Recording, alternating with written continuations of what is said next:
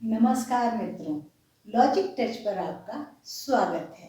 मैं हूँ Chitra Garg. Logic touch पर मेरे सब्सक्राइबर निशु झा ने मुझे अनेक कठिन शब्द भेजे हैं जो वास्तव में काफ़ी कठिन है और उनका वे उच्चारण सीखना चाहते हैं क्योंकि उन्हें लगता है कि कठिन शब्द पढ़ने में काफ़ी कठिनाई हो रही है।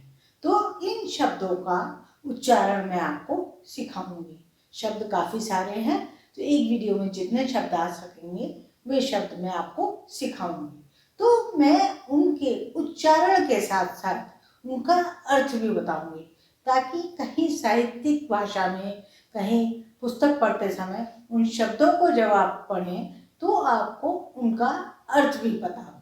तो आज हम उच्चारण सीखेंगे और साथ में उनका अर्थ भी जानेंगे। तो चलिए शुरू करते हैं।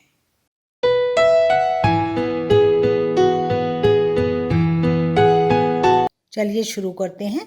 पहला शब्द है अनर्घ्य। अनर्घ्य, इसका अर्थ होता है कम कीमत का या जिसका मूल्य ना हो। तो क्या पढ़ते हैं इसको? अनर्घ्य। अगला शब्द है दर्लभ्य।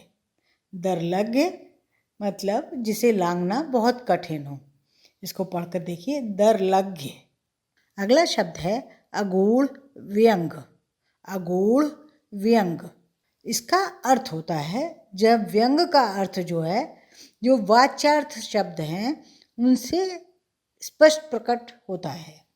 मतलब जिसको हम व्यंग को पहचान नहीं पाते, ऐसा समझ सकते हैं। जो आपके सामने प्रस्तुत किया जा रहा है लेकिन आप एकदम से उसको समझ नहीं पाते हैं। अगूढ़ व्यंग है तो उसे अगूढ़ व्यंग कहते हैं। मतलब अगूढ़ को आप अलग कर लीजिए, व्यंग को अलग कर लीजिए। तो जिसका वाच्यार्थ के समान स्पष्ट प्रतीत होता है, सामने लगता है वो जो बात कही जा रही है वही है, तो वो अगूढ़ व्यंग होता है। एक शब्द होता है भाग्य, जो आप सभी जानते हैं और पढ़ना भी जानते हैं। भाग्य, भाग्य का अर्थ होता है किस्मत या तकदीर। अगला शब्द है अर्घ्य। अर्घ्य भी कहते हैं, अर्ध भी कहते हैं। अर्घ्य, अर्घ्य क्या होता है? जो हम पूजा में सामग्री चढ़ाते हैं, चाहे वो जल हो, फल फूल हो, उस सामग्री को हम अर्घ्य चढ़ाना कहते हैं। जैसे हम भगवान के सामने अर्घ्य चढ़ा रहे हैं। सुवाच्य, सुवाच्य का होता है अर्थ आसानी से पढ़े जाने योग्य, और वाच्य बोलने या कहने योग्य। मतलब वाच्य और सुवाच्य दो मिलते जुलते शब्द हो गए। वाच्य मतलब कहने बोलने योग्य, और सुवाच्य जो आसानी से पढ़े जाने योग्य। अच्छा, अगला शब्द है अविधेय। अविधेय का अर्थ होता है जिसका परिचय अथवा ज्ञान अमिधा शक्ति के द्वारा हो। मतलब शब्दों में आप व्यक्त कर सकते हैं, शब्दों की शक्ति के द्वारा परिचय व्यक्त कर सकते हैं, वो अमिधेय होता है। प्राच्य, प्राच्य जो है प्राचीन भाषा में, प्राचीन भारत में प्रयोग किया जाता है। उसके संदर्भ में पूर्वी भारत के संदर्भ में, जो पूर्वी बिहार या मगध के रेफरेंस में हो, या प्राचीन भारत के देश जो थे, संयुक्त देश कौशल, काशी, विदेह, अंग, इनकी सामूहिक संज्ञा के रूप में प्राच्य शब्द का प्रयोग किया जाता है। विवेच, विवेच का अर्थ होता है विवेचन करने योग्य। राज्य, राज्य तो बहुत आसान सा शब्द है। प्रदेश। पूज्य, पूज्य का अर्थ भी बहुत आसान है, इसको आप जानते हैं, पूजा करने योग्य। अत्याज्य, मतलब आप आसानी से समझ सकते हैं। अत्याज्य, त्याज्य त्याग करना, तो अत्याज्य मतलब जिसका त्याग न किया जा सके। भाज्य, भाज्य का अर्थ होता है जिसका विभाजन हो सके। वाणिज्य, वाणिज्य, वाणिज्य जो है वैसे इंग्लिश में कॉमर्स को कहते हैं। बड़े पैमाने पर किया जाने वाला व्यापार या व्यवसाय, उसको हम वाणिज्य कहते हैं।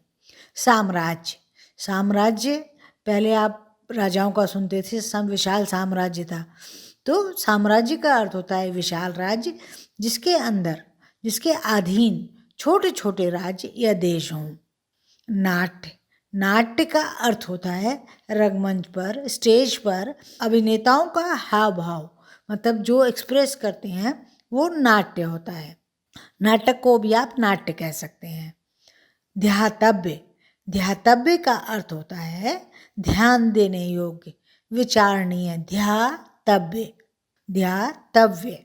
नैकट्य, नैकट्य का अर्थ है निकट होने का भाव। अकाट्य, अकाट्य का अर्थ है काट्य मतलब काटना, और काट्य जिसको काटा न जा सके। कोई तर्क या कोई तथ्य ऐसा भी हो सकता है जिसका कि विचार हो, कोई जिसका कि खंडन ना किया जा सके, तो वो अकाट्य तथ्य होगा, अकाट्य विचार होगा, काट्य तर्क होगा जिसका कि खंडन ना किया जा सके या जिससे काटा ना जा सके। आशा है आपको ये कठिन शब्द, उनका उच्चारण और अर्थ अच्छी तरह समझ में आ गया होगा। देखते रहिए लॉजिक टच।